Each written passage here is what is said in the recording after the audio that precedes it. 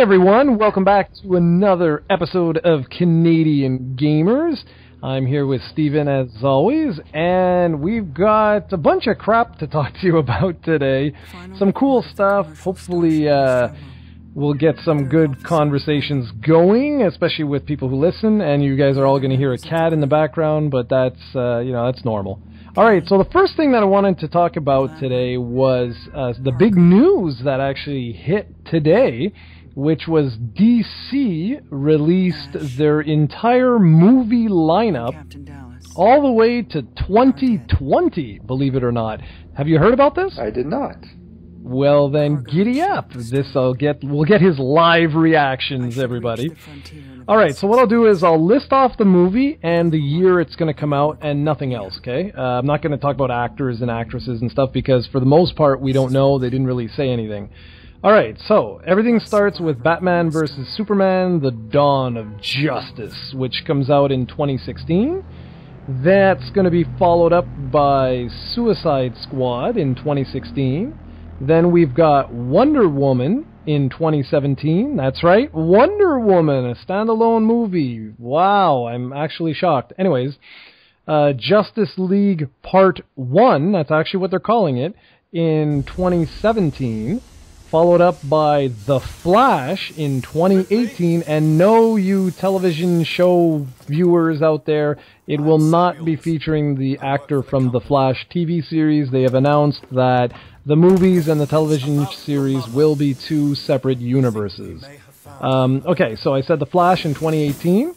That will be followed up by Aquaman in 2018, Shazam in 2019, Justice League Part 2 in 2019, Cyborg in 2020, and the last movie that they announced was The Green Lantern in 2020. So, what do you think of that? Well, I'm pretty happy to hear that they're going to make a Wonder Woman and a Flash movie. Both of these I've been wanting for a very, very long time, especially the Flash. I'm quite surprised that they're going to put, I don't know if they released the specific months, but Justice League, both movies are going to be released along another superhero movie, it seems. But yeah, pretty cool. Like, there's a few, like Cyborg I don't really care about, but maybe some hardcore DC fans will defend this one. But that sounds pretty solid, having a Wonder Woman and a Green Lantern and a Flash movie. And notice that they did not say anything about another Batman or Superman after the next year's one. So yeah, that's pretty interesting. Yeah, that's exactly what I thought. Like, when they made this big announcement, I was the very first thing I thought when I looked through, I was like, wow, Wonder Woman, I'm proud of you guys, about bloody time. But then the next thing I was like, hey, wait a second, no Batman or Superman? That's bizarre. So, yeah, that's going to be kind of interesting to see what happens now. Keep in mind, of course, it's very possible that there are additional movies and whatnot that will be released. But, yeah, for me, Wonder Woman, The Flash, Aquaman, even Shazam, that could be really cool. I'm not too into Cyborg, but hey, prove me wrong, make it a pretty kick-ass movie, and I will definitely be there. And for Green Lantern too, it'll be interesting to see like the direction that they go in.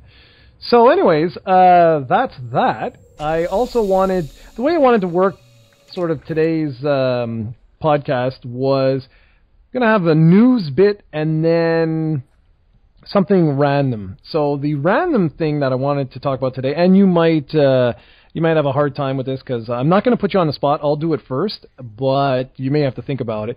And that was, I want to talk about some of our video game memories, just because I know a lot of you guys who listen out there, you like talking about your memories too, and so this gives you a chance. And one of the topics that I thought of was, what are some of your most memorable boss fights? Now, not necessarily the adult Steven, but it could be the child or whatever. So I'll just begin. And one of the ones that whenever I sort of think of this and people mention like, oh, there's this crazy boss battle, for me, I'll never forget, I was already older at this point, but I'll never forget the very last battle of Ocarina of Time. I know that might be calling, oh, that's a cheap way to basically, whatever, give an answer. But whatever. For me, I was a huge fan of A Link to the Past. I mean, we've talked about this before many, many times, and I'm like an uber nerd for A Link to the Past. And it felt like I had to wait 6 lifetimes for a follow-up to that game. And yeah, we got Link's Awakening, but just want to give you a little bit of perspective of like where my mind frame was at this point in time. I was literally like counting down the seconds for the release of Ocarina of Time. I was just like, I cannot wait for this game. I had bought every magazine like in the world you could buy that was pimping the game. I was just so excited. It was insane. And anyway, so get the game, you know, I enjoyed it. I went crazy. Finally get to the very end of the game against Ganondorf, and I thought that was so cool. And I was all, not disappointed, but I was like, damn it, where the hell's the music? Oh, it's going to be in the credits. You know, the theme music's going to be in the credits. It's going to be in the credits. Although I cannot believe they made a Zelda game without the main theme music, but whatever. But I remember part of me was like, oh, wow, you know, they really did go in a different direction with the boss. Like, it's just going to be a standard boss fight type of thing, and that would be it.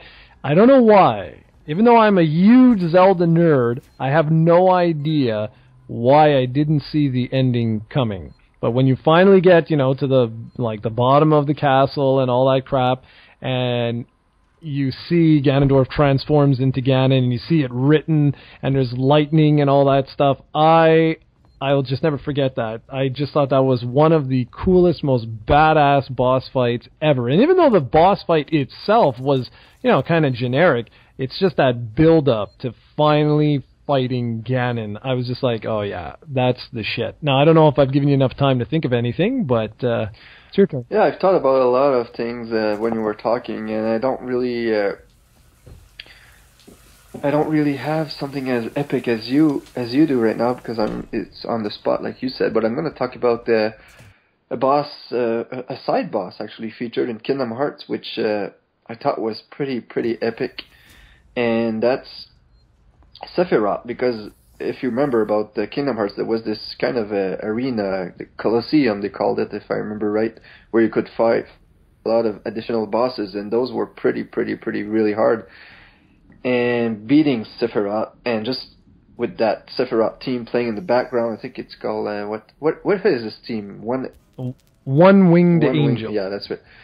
And that's playing as you battle him, and it takes a lot of time. And he has this move that can KO you in basically one hit if you're not careful. So that's something I really enjoyed, because you had to not only grind to like level 80 or 90 to beat him, but just the fact that he was in the game was probably my highest memory of Kingdom Hearts.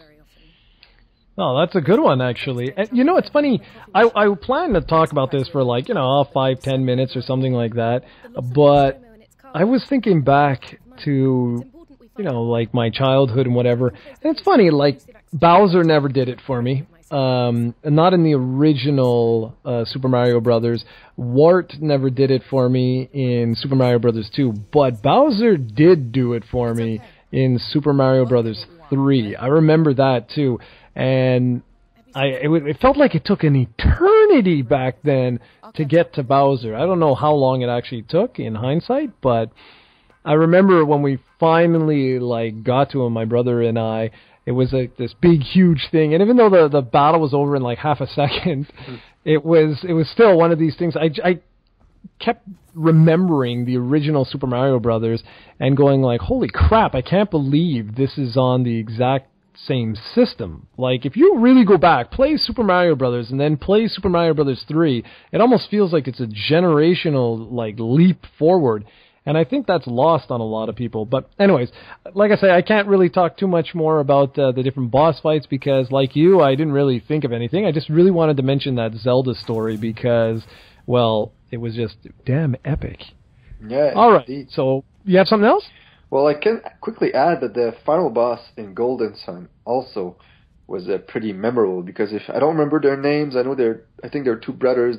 These guys, they basically beat the crap out of you in the intro of Golden Sun. In the first 5 to 10 minutes, they just beat the crap out of you, and then you get to get your revenge in the final moment of the game. And they were pretty hard, if I remember right. Golden Sun is not necessarily the hardest RPG out there, but that boss fight was pretty hard. I remember that my brother-in-law, Marc-André, never actually was able at the time to complete that game because of those two bosses. And I remember going at his house, I haven't played the game in a year, and just trying that boss fight. And the strategy with those games is there were some little monsters called Digin, if I remember, where if you set some right, it would completely change your stats. And not many people knew that because it wasn't really advertised in the game. And by doing that, I was able to almost beat the final boss after not playing for 1 year, and it was like a 20-minute long battle, and I failed at the end, but that was pretty memorable.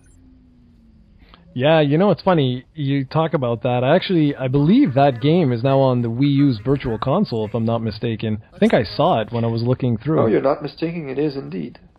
Yeah, and that's one I have not played in a damn long time, man. That's the very first traditional RPG I ever completed twice. If you like, wow. I mentioned that a lot. Like, I'm not big on replaying games. I never was. But that one, for some reason, as soon as I saw the credits, I started over again and beat it again. And that's rare for me, especially for an RPG not named Pokemon. That's a pretty good feat. Yeah, and it's funny with that particular game. I remember when I first played that, I was like, oh my god, it's a sequel to Shining the Holy Ark, because it had so many characteristics from that game were taken from Shining the Holy Ark, and that's why I really like Golden Sun. And whatever happened with that series? There was a second one that was made on the Game Boy Advance, and then there was a third one on the DS, right? Yeah, and I think that's it. Yeah, that's a shame, because Camelot, man, those guys, they know how to make really good quality JRPGs. I'd love to see them do something like that on the Wii U or on the 3DS. That'd be awesome. And the selling point of the series was that it wasn't a Game Boy Advance, yet had like those stunning visuals, especially the summons during the battles. This was basically like on a Super Nintendo-ish system, and they were pulling off like visuals like borderline, not as good as the PlayStation, but I just want to say like some instance could fool you if you looked quickly. So yeah. Yeah, man, exactly. No, that was a good game, and it's funny. Now I'm playing more games on the Game Boy Advance on the Wii U, and I've been playing Circle of the Moon, and I've been playing Metroid Fusion, and I'm like, you know, damn, man, like they did a damn good job with the emulator on the Wii U. I know you said you haven't had a chance to check out a game yet, but you should download just one of them, because I think you'd be really impressed. I don't remember the games ever looking this bright and vivid. Now, naturally, the original Game Boy Advance didn't have a backlight, of course, but even on the Game Boy Player for the GameCube, I don't remember the games looking this sharp, this detailed. And I don't know if it comes through on like the video that I did. I don't know like how well that came through, but man, I'm telling you, when you have your gamepad, or better yet, even on the TV, the games look absolutely amazing, and I'm really sort of like itching to purchase just about every single one of the Game Boy Advance games, because my god, man, they look awesome, and I could actually do reviews for all of them. Well, you should go for it. Yeah, I just want to make sure I actually do it. That's the key. Yeah, by next week you'll be moving on to something else. Yeah, exactly. The new flavor of the week.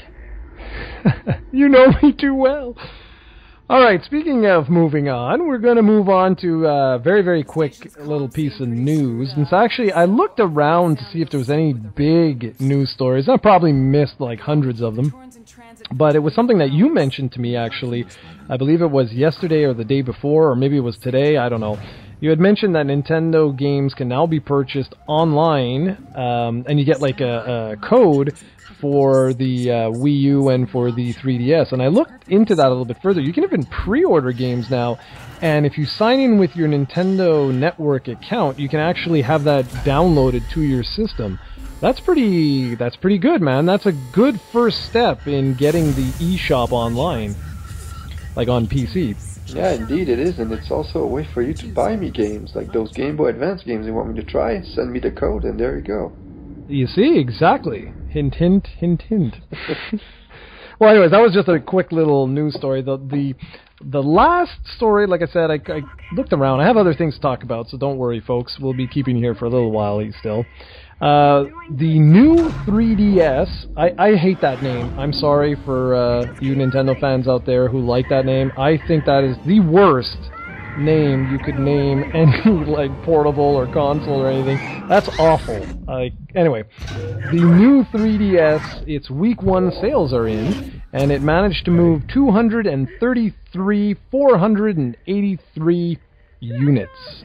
That's pretty damn good, man, for the, what is this, Fourth. Let's see. Holy crap, it's the 4th revision, yeah, wow, that's crazy. Just for those that know, the XL model, which over there is called the LL model, sold a stunning 172,332 copies, or units, or whatever, meaning that the regular or small, mini, normal, whatever you want to call it, version sold 61,156, I think is what can barely read my handwriting. Now, for those that are wondering, say, what? Like, don't understand why the XL, well, we'll call it XL just so North Americans and Europeans know what the hell we're talking about. The XL model sold so well, most likely because it actually had a bundle with Monster Hunter 4 Ultimate, and it was only available, okay, obviously it was available in a standalone cartridge, but of the two new 3DS bundles or whatever that came out, it was only available with the XL model in that particular bundle. To give you an idea how well or how popular this game is, it actually sold, well, I don't want to say sold, it shipped 2 million units to retailers in its first week of availability, so that is pretty crazy. Now, it'll be very interesting to see what happens in like over the next couple of weeks to see if the sales sort of, skew, or is it going to be the XL model that's just going to utterly dominate the sales charts over in Japan? And I'm actually surprised by that, to be honest, because there's a really cool feature on the new 3DS, the regular or the smaller version or whatever the hell you would want to call it, that allows you to change the cover or faceplate of the system. And personally, I'm like, that's really cool. I like that you can customize the system a little bit. So I'm just, I was a little surprised that the XL model just like destroyed the regular model. But then again, when you like look at it as the fact that Monster Hunter 4 Ultimate was available in a bundle with the XL model, I think it does make sense. And I always assumed that Nintendo were going to release this before the holidays here, and they're not. They're releasing it in Australia in November, and that's it. So Japan and Australia are the only one getting the new 3DS this holiday season, and I'm really perplexed by that, because you want people to buy this thing, and the best time to release a console or a portable is during the holiday season, it seems. So I do not get this move at all. Yeah, it's funny you mentioned that. That's the thing. I don't want to like, just skim over this. I want to actually talk about this for a little bit. I was really perplexed by that as well, which I don't know if we should mention or if we should leave it as a surprise. But that led Steven to do something which, I don't know, should we talk about this or not? Yeah. I was actually going to spoil it for you, but go ahead. Well, no, you can spoil it. I want to get back to the fact first with the holiday season thing, so you can spoil it. So yeah, the holiday season thing, I don't get that. The only like logical explanation I could possibly think about is perhaps, if this has been a possibility, that they just couldn't make enough. But I don't buy that, because if you look at the date, it's October 15th as we're recording this. You guys are listening to it on the 17th. And, like, they could have released this, say, like the first week of December if manufacturing was truly the problem. So I don't buy that. And I don't know. I don't know, man. I'm totally lost by this, because, yeah, it makes no sense. You'd want this out in November or early December, but they have confirmed that, no, it will not be available calendar year anywhere but Australia and Japan for 2014. So, yeah, I don't know. What do you guys think? Everyone who's listening, leave a comment. Let us know what you guys actually think. because really, it cannot be manufacturing. It's impossible. That cannot be the issue. I mean, I would understand if they sold like 5 million of them or whatever, but come on. Like, I don't get it. I don't know. Now you can go ahead and spoil. Yeah, this basically led me to think of something. We have many Dragon Quest fans on our site, and well, Jarrod is probably one of the biggest one out there, and we've always wanted to cover Dragon Quest 7 on the 3DS, and chances are it'll never come stateside. So I thought, since the new 3DS was not going to be released here until probably February or March 2015, that it would be a good opportunity for Jarrod to finally import a 3DS, and he could play Japanese games. And there are a few other more that we can cover. So what he did was he found one on eBay for a pretty good price, and there's 3 Dragon Quest games released on the 3DS that aren't here, and you can look forward to videos for all that good stuff in the coming weeks. Yeah, coming weeks we'll see there. I'm gonna try. I'm gonna try my hardest to get. There'll definitely be an unboxing. Well, here, let me just tell the whole story. Okay, yeah. So, like Steven said, he basically starts texting me, and he's like, "Hey, you're rich. You've got billions of dollars. Why don't you go ahead and buy this?" And I right away, I'm like, "Yeah, okay, I'm rich. Yeah, I wish. That's why I'm working like a lunatic." And I looked at PlayAsia and what's it called National Console Support, I think. And it was a lot. Like it was quite a lot of money. I think it was like I'm sorry if I'm lying. I haven't checked this, but I believe it was like $250, $260, something like that. And the larger model, the XL1, I think it was around like $280, $290 at those sites. So I was telling Steven, I was like, yeah, okay, I can't afford that, because then with the game at those particular sites was like, I don't know, like 60 or 65, and basically what it would come down to is be over $400, and I was like, there's no way, like I can't afford that right now. That's way too much money right before the holidays and everything. And then because it's Steven, he would not get off my ass about it. He kept texting me like, oh, what are you, crazy? Go on eBay and this and that. And to be very true and be very fair, I didn't even think of eBay. I really didn't. I did not think of eBay whatsoever for checking out the system. So I went ahead and did that. And the prices were very similar in like the ones that I originally saw. So I'm arguing with him back and forth. Well, debating. I'm telling him, I'm like, yeah, okay, like, you're crazy. I'm like, there's, like, it's like $30 to ship it. Yeah, it might be like $220, but $30 to ship it, like, yeah, right. Anyways, he eventually finds this one. I think it was you, right, who found the one with free shipping and stuff? Yeah. And, okay, yeah, so then I was like, okay, and eventually there was one, I believe it was $230 free shipping. And it had a best offer or make an offer or whatever the hell it's called.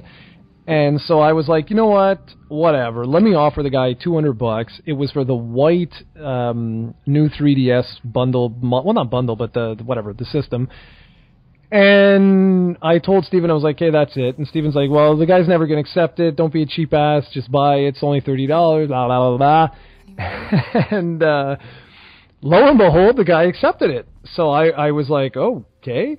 Now, I'm a little, not nervous, but I still haven't got a notification that it's been shipped. And I don't like that kind of stuff, because when did we do this? It was on Monday or Sunday or something? I believe it was Monday. Okay, so it's now Thursday, so I'm hoping if I don't get a notification that it's been shipped by Friday, I think I'm going to send a quick little, like, buzz his way and be like, hello, like, what's happening? Because that's why I said, I don't know, you said, like, in the weeks ahead, I really don't know when the hell this thing's going to arrive, because most likely it's going to be snail mail. That's why he offered it for free, but, well, we'll see. So anyways, the minute I got that, I also started looking for Dragon Quest 7, but Steven had already been sending me tons of stuff for Dragon Quest 7, and it was pretty wild that if you buy it used, because let's be honest, why the hell would I don't need it new, I don't care, right? It was like 25 or something? Yeah, and it was free shipping also, so. So there you go. So I got my wish. I spent, I believe, I might be wrong, but I think Canadian currency, it was like $250 or around $250 for everything. And like I said, I might be wrong. It might be a little higher than that, but not much. It was under $300 for sure. And like Steven says, I always say whenever I get something, I'm like, well, it's for the site, it's for the site, it's for the site. Well, in this case, for the channel. And he was like, just do it, damn it, it'll be good for the channel. So hopefully he's right, and you guys enjoy the coverage. What I'm going to do is I'm going to start off with a simple unboxing video. I'm going to do a comparison. I've got the 3DS, the 3DS XL, and now the new 3DS, the generic, well, not generic, but the regular version. So I'll be able to do a nice comparison for you. I'll try and do it as professional as possible for you guys, just so you can really see the differences. And thanks, Steven. It was good. This is going to be worth it. So thanks for giving me the pressure on that. And I'm extremely excited for Dragon Quest VII. However, the problem now is that I had plans to cover other things, and as usual with me, I know what's going to happen. I am going to probably play the living shit out of that game and ditch everything else. But what I promise you guys right now that I'm going to try and do, I love saying that because that's very, that's like an oxymoron. I'm going to promise to try. Awesome. It's classic. What I'm going to try to do is I've already got the first 3 hours of Dragon Warrior 7 on the PlayStation 1. I've already got that footage captured. Now, sadly, I lost that frickin' gameplay. My save progress on my memory card died, and so I have to redo all 3 hours, but obviously I'm not going to show you 3 hours. What I'm thinking of doing, I got to come up with a setup somehow of like being able to play my 3DS while recording it. I've got a beautiful tripod that I ordered. I've got a great sort of like camera holder thing, so I can set all that up. I'm not too worried about that. I don't know if I'm going to be moving the DS around as I play. I do have that stand from Kid Icarus, so I'm going to try and see if I can play in such a way that I can really get that good footage for you, because what I would like to do for you guys, if I can, is potentially show you the first maybe, like, I don't want to say an hour, but like, let's say the beginning of Dragon Warrior 7, and maybe do like a split screen or something like that, and show you sort of the difference, because one of the biggest differences that I've heard with Dragon Quest 7 on the 3DS is that they completely redid the introduction to the game. It's no longer that very long sort of 3-hour intro where you're on that island and you're trying to, you know, do some very simple puzzles and figure out what you got to do. Apparently that's all been streamlined, so it'd be kind of neat to just show that instead of going too in-depth in everything, because just by me showing you guys that, you'll get a really good idea of the graphic differences, you know, the gameplay differences, some of the tweaks, and I won't even really have to say too much. I mean, obviously I can do a voiceover if you guys wanted me to do that, or I can actually just show you the games and let them speak for themselves. It's entirely up to you guys what you want. And then obviously from there I'll do a full-on review of Dragon Quest VII and the new 3DS itself. It's a little bit, I'll have to mention in the review, I'm not going to have any software to truly test it, you know what I mean? Like, I don't own any Japanese games that will make use of that second analog stick, so I won't really be able to say if it works well or if it's crap or anything. Do you know of any games that are coming out in the near future that are going to make use of that second analog stick? Well, there's Monster Hunter 4, and there's Smash Brothers. It's already there. Is Monster Hunter 4 coming here, though? Is Ultimate getting released here? Probably, but it won't work on the system you have right now. Yeah, exactly. No, I know. Yeah, but if you would import like Monster Hunter 4, that's one game that would take advantage of that second stick. I thought that was what you were asking. Yeah, no, it is. I'm just wondering if is it worth it to import that game, say, in the next, within the next month? Or is it going to be... I'm pretty sure it is, because that game won't be released here for, I think, another 6 months. Okay, well, if that's the case, then that'll be a good one to do that for, then. Okay, I'll write that down. I'll take a note of that. So anyways, that's essentially what I'm promising to try and do. No, I'm really, no BS here. I should have no problem to do an unboxing video for you guys. I should have no problem doing a full review. The only concern I have is, will I be able to record, say, like an hour of footage or half an hour or something like that in an acceptable manner where it doesn't look like crap? That's the only thing I don't know. I'm going to have to really tweak that. And would you rather me do like sort of like a voiceover talking about some of the differences, or what would you prefer? Well, I always prefer having a bit of commentary, because when you don't have commentary, the people who don't actually play the game, they won't really know what's going on there. But for the ones who have obviously played Dragon Warrior 7, they won't need commentary. But for guys like me, I'd like a bit of commentary just to showcase more the difference. Okay, well, I think I can do that. I'm just, while you were talking, I'm just sort of like envisioning how I could do this. And yeah, I could do like a split screen and then sort of fade it off and have the PlayStation 1 version, talk a little bit about, the fact that like it's a 2D game, 2D sprites, but it's in a 3D world, and then maybe like fade it out and show the new not the new 3DS version, but the 3DS version, and do the same thing. And then, I won't be able to talk about the combat system or whatever, not if I want to get the video out in a timely manner, because, well, in the Dragon Warrior 7 version, you had to play for like 3 or 4 hours before you actually got to a fight. But we'll see. We'll see.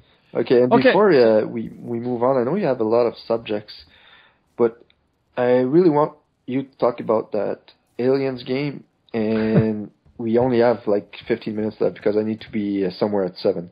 So let's jump right there and keep the other topics for next week. There was no other topics. Well, I want you to talk about Aliens then. Yeah, well, the last thing, damn you. Yeah, ruining my mojo. I did. I always do. I know. People are used to it by now, I'm sure.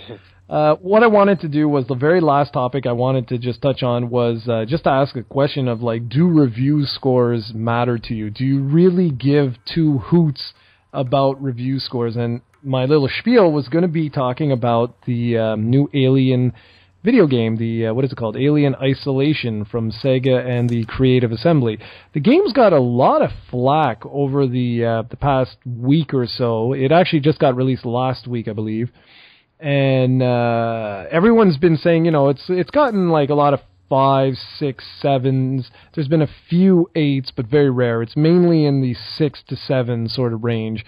And the complaints have been quite interesting. The number one is the fact that the game is amazing for the first like 4 to 5 hours, and then it slowly starts to taper off because it gets repetitive and whatnot. Now, I'm very far in the game. There's 18 chapters in the game, and I'm now on chapter 14, I think? 14 or 15. And I'm like at the end of the game here, right? I will agree with one thing that I've heard a common complaint, which is that it's like the story sort of wraps up, and then it feels like they're tacking on additional story just to prolong the game. That's true. I did find that as well. I did find that it does feel like it's being artificially lengthened. However, the fear that this game gives off, man, the words, I don't even have the words. You're going to watch this video, this podcast. I'm showing you guys the just straight up gameplay that I captured, so you'll see me like playing like a moron trying to figure out what I got to do. But just imagine the sounds, because obviously you're going to be listening to Steven and I like blabbing, so you're not going to get the same emotion that you would if you actually played the game. But I haven't played a game that scared the living crap out of me as much as this game has, I don't think ever. This is like one of the scariest games I've ever played, just because you're always in like confined areas. You're always in situations where you have to walk by the alien, and you know that if that son of a bee so much as like sniffs you, you're dead. Like, it's like an instant death. Forget about it. There's no point in using Molotov cocktails and stuff like that. Screw that. You're finished. But that's just one aspect. Now imagine you're going down a hallway, right? You know, because you saw him, that the alien is right behind you. You have a motion tracker, and you can see that he is heading in your direction, but he doesn't see you yet. The hallway that you're in, the lights are all broken, so you can barely see anything. It's like the lights are flashing and whatnot, and you can't really tell where the exit is. So do you crack a flare so you can see? Do you try and hide off to the side and let the alien walk by, knowing that if it kills you, it could send you back 10 minutes to the past, to the last save point?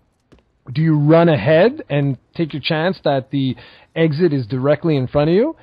I love this. Like, I absolutely love it, because it's like you are being hunted, and you're never safe, man. Like, my hands were shaking at some points because the son of a bitch was following me everywhere, and it was like he knew where I was. I was just like, oh my God, I'm trying to run down the hallway. You hear this thing like all behind you. He jumps up into the vent system, drops down in front of me. I'm like, Serena got so creeped out. She was like, shut this shit up. It was amazing. Yeah, okay. No, go. I was gonna ask you, and you just answered, because I was like, the more you talk about the game, the more I want to play it. And I know this is something I should never play, because I'm probably the worst pussy when it comes to video games or horror movies and stuff like that. But it sounds so freaking fun. And I was gonna ask you, the main problem I have sometimes with the survival horror games or these kind of games is that when you die, you get punished severely in that. Like in Resident Evil, for instance, you can lose like 30 minutes of gameplay. And I was like, does this game have a good checkpoint system? And you just answered it, I believe. So yeah, the thing is, okay, that's something else where I think reviewers, like, we could talk about this for a long time. So I guess we're going to save the actual topic for another podcast, but we'll just talk about, Alien there. A lot of reviewers have nailed it, saying like, oh, checkpoints are like 20 minutes apart. And I'm like, I don't know if we played the same video game here. Like, I don't understand this. For me, checkpoints are always around 8 to 10 minutes apart. Like, maybe I'm just godly or something at the game, which I don't believe I am. I don't understand. To me, it's usually around 10 minutes. And usually when you die once, die twice, you usually are like, okay, I'm going to try a completely different strategy. And yes, the alien, it has random artificial intelligence, so it won't always follow the same patterns, which is really cool. But usually you're going to get the layout of the land. And the other thing is, you can go back to these save points and save an infinite amount of times. So what I found myself doing was I would explore an area knowing full well I'm going to die, just to get like the layout of the land. Sometimes I would find like hidden schematics, things like that, and guess what? I would just walk back to the save so I don't lose any of that progress. And it's not like, we're not talking like it's like Resident Evil here where, it's a massive mansion and you got all these corridors and this and that and everything else. It's a huge area, but you can easily get back to save points, and that's what I would do. I would go back to a save point, save. Now, that's not always an option, granted, but I would go back to a save point when I could, save, and then work my way to an exit. Now, some people might say, like, oh, well, that's cheating or whatever, but I don't look at it like that. I look at it like I'm exploring, seeing what I can find, and if I happen to die, well, hey, guess what? Who cares? I'm not going to re-explore the same area I was just in. I'm now going to take a different branch and see if there's anything else on like the other side that I may have missed. And you know what? If I happen to make it to the next like save point, well, then that's it. I'm not going to go back. Screw that. I'm too much of a coward. I'm just going to keep going forward. And, just so you know, you're not always chased by the alien. And that, too, is where reviewers have been giving the game a lot of flack. They've been saying, like, oh, well, the androids kind of suck. But I disagree with that. The androids, they look demonic, man. Their eyes glow. They look creepy as sin. And they, too, depending on what you do, they can come after you, and they're strong as sin because they're machines, right? And in this game, you really feel like a mouse. Like, you can get killed by other survivors who, sort of like The Last of Us, right? When push comes to shove, you will do whatever it takes to survive. And what they're doing is basically, it's kill or be killed. And so as you're making your way through the game, you'll stumble across survivors. And again, you can use the stealth system to sort of like bypass these people, or you can get shot in the face and like 2 hits and you're dead. But really, I don't know why people are giving this such bad scores. Maybe the last 4 chapters are ass. I don't know. I mean, it's not a game where I would be like, oh, I'm going to give it a 9.5, because no. There are issues with it. There's some graphical hiccups, like in the cinematics, it's a little bit jittery sometimes.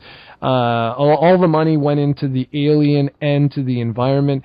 But damn, man, if you watched the 1979 film Alien, this is the closest you will ever get to being in that universe. It feels like you're playing the movie, even though it takes place in a space station and whatever. And I just love the feeling you get knowing that you're being hunted and that you're powerless to stop it. And yeah, it is a long game. It's true. It probably would have benefited from being a little bit shorter, but overall, I think it's a spectacular game. I don't know why the hell everybody is knocking the crap out of it. Or maybe I've just lost touch with reviewing games. It's possible. No, but when you're playing a game and you're having fun, that's really all that matters. And you've texted me a lot about that game, and I think I'm going to give it a try. And I really, really want to get over my fear, because these type of games are some of the games I enjoy the most playing. But because of my insecurity with those games, like the fear of being scared, that's stupid. You play these games for that reason, but because of that, I haven't played so many games over the years that I really, really want to. So I'm gonna give it a try. Worst comes to worst, I won't be able to play, but I want to at least give this one more chance and see, because by what you're saying, this is basically it. If I can play this, I can play anything. So I'm gonna try that, and I think that's pretty much it. And I want to say to you guys, make sure to tune in next week, as we're gonna announce a pretty cool special feature we're gonna be planning for you guys the following week. So if you have anything to add, well, go for it. No, that's it. All I'm going to tell you is be sure to check out this podcast, because the footage you see, if you watch the footage, and you can watch it, keep in mind there's no sound effects though. That's an important factor there. But if you can watch it and you go, you know what? Yeah, I'm going to give this a go. Spend your money, because don't forget, the game is like $65. So that's a lot of money. If you can't even watch the footage, then don't waste the money, man. But for everyone else, next week's special announcement, you guys are going to really like this, I'm sure of it. And as always, thank you so much for supporting the channel, the site, and checking us out. As always, leave a comment and tell us how awful we are. All right, everyone, take care.